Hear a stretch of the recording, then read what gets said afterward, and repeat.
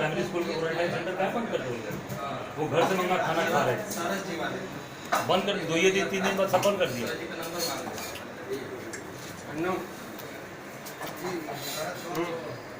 से ले लो।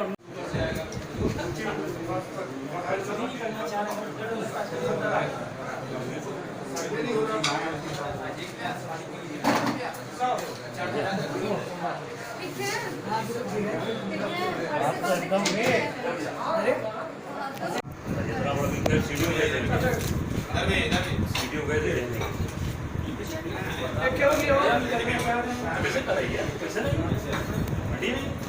फंड है नहीं। जो गांव में क्वारंटाइन सेंटर इन्होंने खुला था प्राइमरी स्कूल में, सब क्यों बंद कर दिए? पैसा खाली लग दिया ही किसी की बातें बोली जा रही है। इसलिए प्रेस कॉन्फ्रेंस करना है कि सही बात आम जनता के बीच में आवे और सही बात हम आम जनता को बताएं। ये बात हम यही आग्रह करेंगे प्रधानमंत्री जी से, उनका संसदीय क्षेत्र है, मुख्यमंत्री जी से कि आप यहाँ पर उत्तर प्रदेश के मुख्यमंत्री हैं, जो सही स्थिति है उसको बताइए।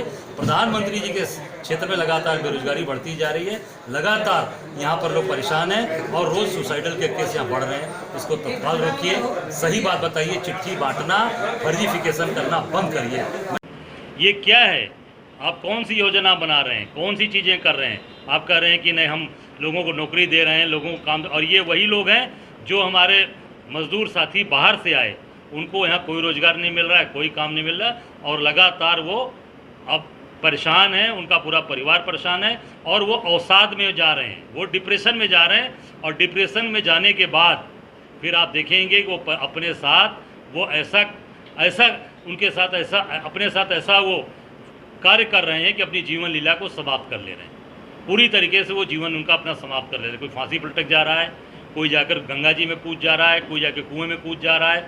और उसके मूल में अब जब जाएंगे, प्रशासन सरकार बातों को घुमा रही है, वो उसको कहीं प्रेम प्रपंच जोड़ दे रहे हैं, कहीं भाई पति पत्नी का झगड़ा दिखा दे रहे हैं, कहीं उसको दिखा रहे हैं कि नहीं आपसी बंटवारे का मामला पर है। वो पूरी तरीके से वो लॉकडाउन, गलत लॉकडाउन होने से और इस तरीके से जो सरकार की जो योजनाएं हैं, इससे लोग परेशान हो रहे हैं, इससे उनको सुविधाएं नहीं मिल रही हैं, उनको आर्थिक स्थिति उनकी खराब हो रही है और वो अपनी जीवन लीला समाप्त करने पर मजबूर हो जा रहे हैं। मूल कारण उसमें आर्थिक स्थितियां हैं।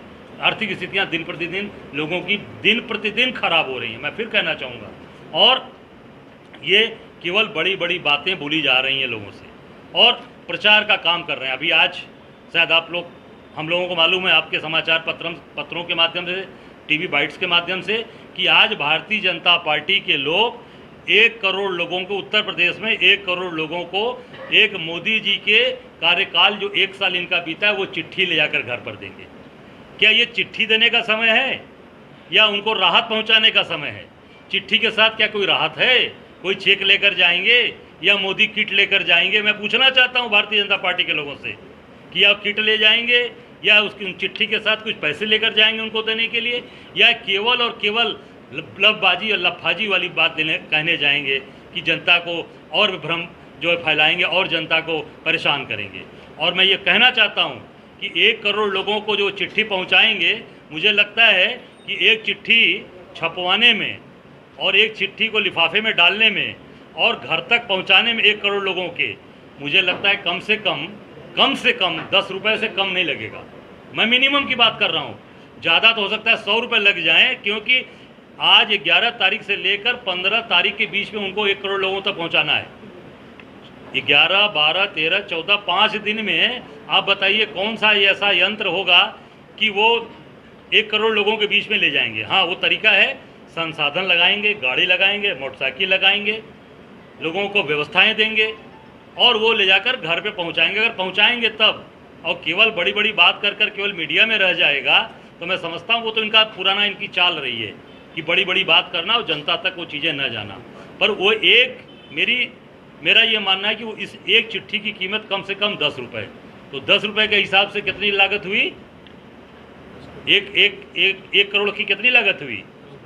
10 करोड़, कम से कम 10 करोड़ रुपए आज से लेकर और ये 15 तारीख तक 10 करोड़ रुपए कम से कम हम मान रहे हैं 10 करोड़।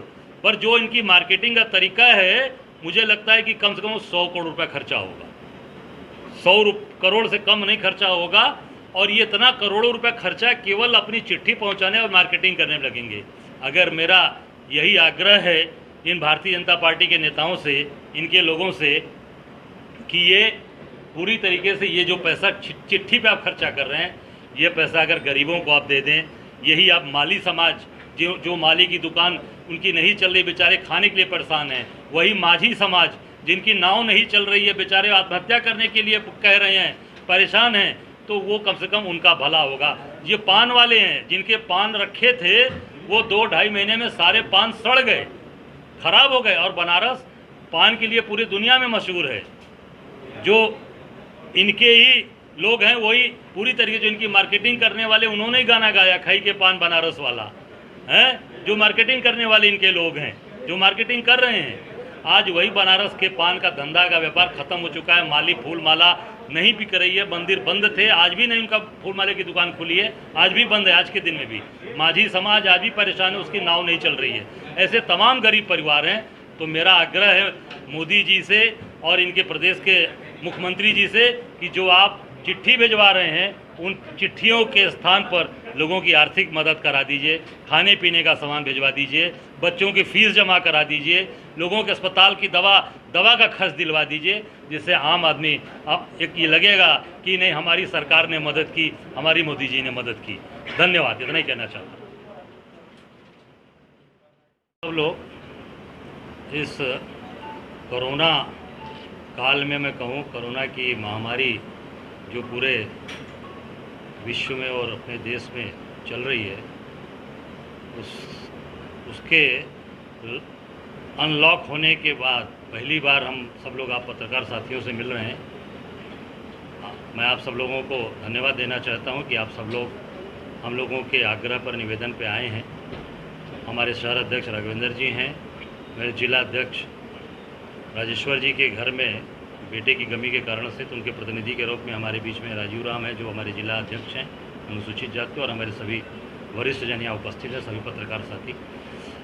आज ये पत्रकार वार्ता जो करना आवश्यक समझा हम लोगों ने, उसमें कई कारण हैं कि ये सरकार जो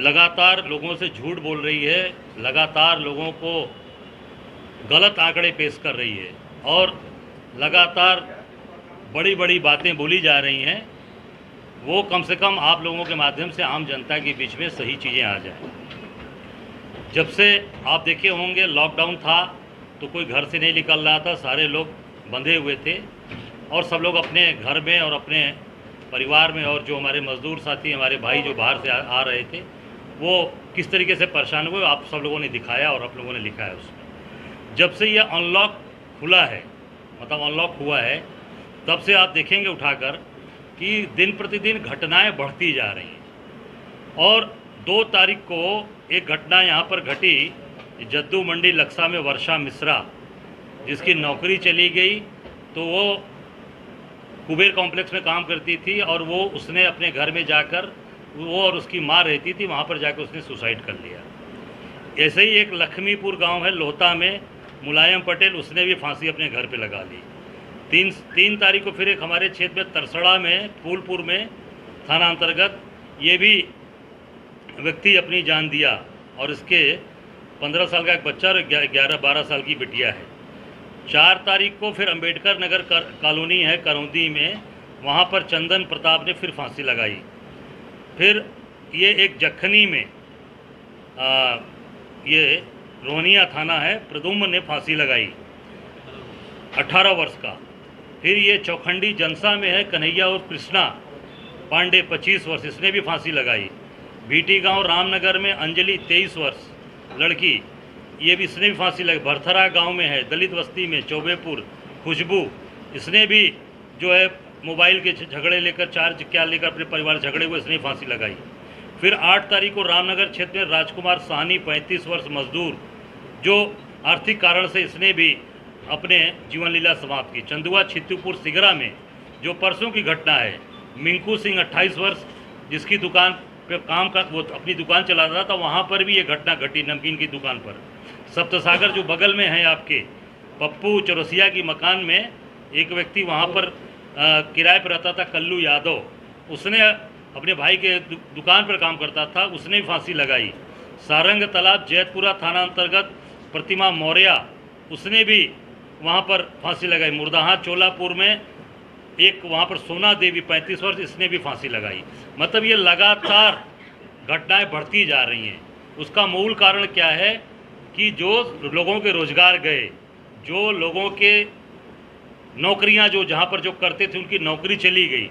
क्यों? क्योंकि वो धंधे व्यापार चल नहीं रहे लोगों के, सभी लोग परेशान हैं। रोज़ कंपनियां, रोज़ दुकानदार, जिनके यहाँ 20 लोग काम करते थे, 100 लोग करते थे, वो सब अपने यहाँ छांट दिए, 2-2, 3-3 आदमी पर काम कर रहे हैं। उनके घर के लोग काम कर रहे हैं। यहाँ तक तो मेरी जानकारी है कि उनके घर की बच्चियाँ, महिलाएं तक दुकान पर आकर बैठ रहे हैं और उसको धंधे में शामिल हो गए हैं लोग, क्योंकि अब बाकी लोगों को छांट दिए, वो भी पैसा हमारे लिए बचेगा। स्कूल फीस मांग रहा है, लगातार ये दबाव बना रहे हैं, बच्चों के लिए फीस देने के लोगों के पास पैसा नहीं है। यहाँ तक मैं जानता हूँ कि दवा का पैसा नहीं है लोगों के पास, दवा नहीं खरीद पा रहे हैं। तो स्थितियाँ दिन प्रतिदिन बिगड़ती जा रही हैं और ये बड़ी बड़ी बात बोल रहे हैं। योगी जी ने भी कहा है कि 20 लाख लोगों को नौकरी हमने दे दिया, और आपके ही समाचार पत्रों में छपा है कि 10 लाख लोगों की रोजगार की योजना तैयार है। ये 10 लाख की तैयार है, जो आगे लोगों को, आप लोगों को मिल जाएगी, ठीक है। और उसमें एक है कि ये एक परिवार जो खर्च न चला पाया बुनकर, उसने अपना पावर लूम बेच दिया और वो कर्जे में डूब गया। ये बुनकर, ये भी बनारस का मामला, प्रधानमंत्री जी का संसदीय क्षेत्र है।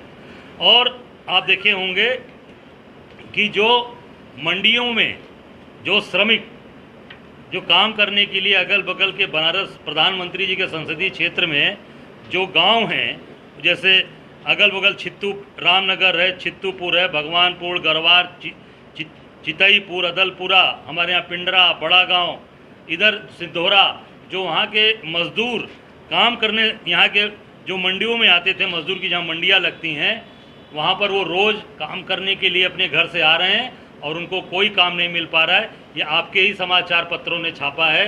और ये देखिए, रोज़ सैकड़ों लोग संख्या में आते हैं और संख्या यहाँ से वापस बनारस अपने घर चले जाते हैं।